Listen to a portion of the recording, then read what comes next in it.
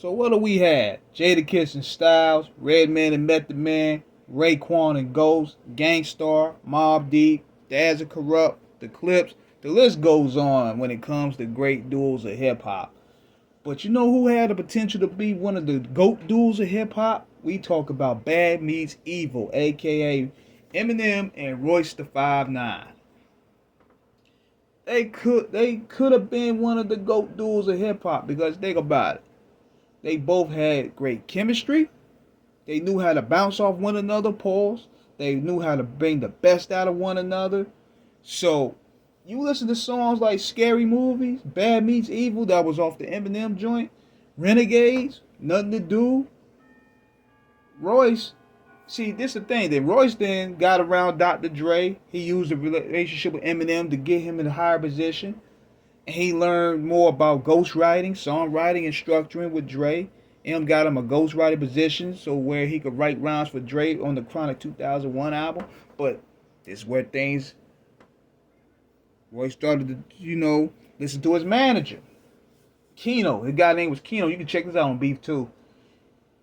He dropped the ball on Royce because you had him up there saying that Eminem sat Dre down like a pupil and coached him on rhymes. Now he may have not really meant nothing like that, but when you say Dr. Dre, you telling Dr. Dre he getting sat down like a pupil. It looks kind of bad when you read it and cut and dry. So Dre told him, man, look, you gotta let this dude go, man. This don't look right. Because Dre was pissed off. He told Royce, yo, get this dude out of here. And Royce refused. So that cut ties with Dre. Then, for some reason, he didn't want to be Eminem's hype man. And I'm like, hold up.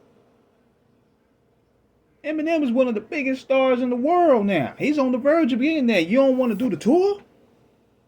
What's your manager doing? So he brings Proof on and they bring D12 together. And after that, that's where the diss records start coming. They start falling out for years. Royce started throwing shots at Eminem and Eminem threw something and D12 threw something back. But they reunited though. They fell out for some years. They reunited like 10 years later. Around 2011. That was close to 10 years after 2001, 2002.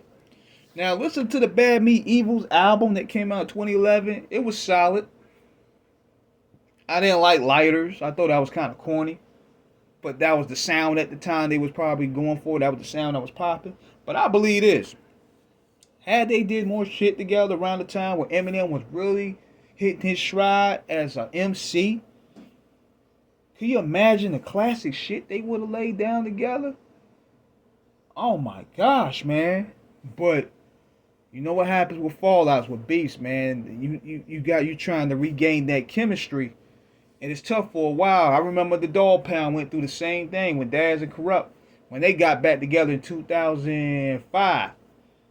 It took them years to get that chemistry back, and they got it back eventually. But with these guys here, Eminem and Royce, they could have done more legendary shit together if it wasn't for that fallout. But let me know what you guys think. Could Bad Meets Evil been up there as one of the GOAT duels? Let me know. Holla.